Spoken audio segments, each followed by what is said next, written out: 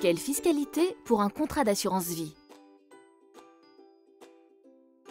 Un contrat d'assurance vie bénéficie d'une fiscalité bien spécifique, souvent avantageuse pour l'assuré tout au long de la vie du contrat ou pour ses bénéficiaires en cas de décès.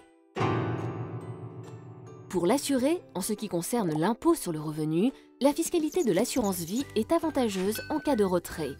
Il a le choix, soit d'intégrer les intérêts du contrat dans le revenu imposable, c'est alors le taux du barème imposable qui s'appliquera, soit d'opter pour le prélèvement forfaitaire libératoire, dégressif en fonction de la durée du placement. Dans ce cas, la fiscalité hors prélèvements sociaux s'élèvera à 35% des intérêts du placement si le retrait est effectué avant 4 ans, à 15% des intérêts du placement si le retrait est effectué entre 4 et 8 ans et à 7,5% des intérêts du placement au-delà de la 8e année.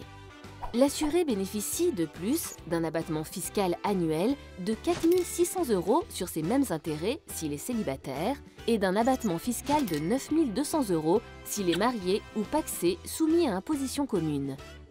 Certains aléas de la vie, comme le licenciement de l'assuré ou de son conjoint, la mise à la retraite anticipée ou encore l'invalidité de 2e ou 3e catégorie, donnent droit à un retrait exonéré de fiscalité.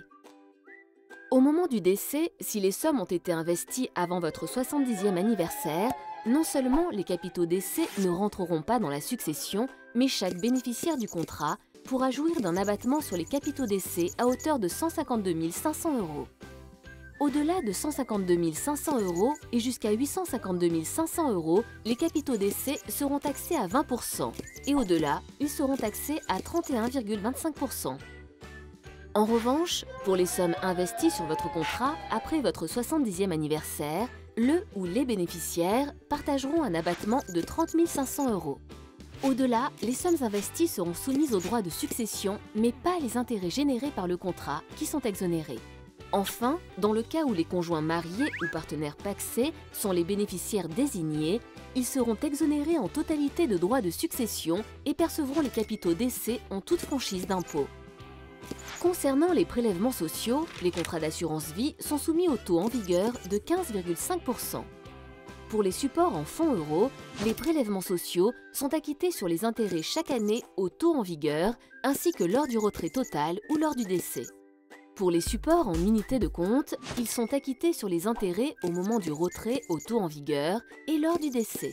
Enfin, pour le fonds en euro-croissance, ils sont acquittés comme les unités de compte ainsi qu'au terme de la garantie fixée dans le contrat.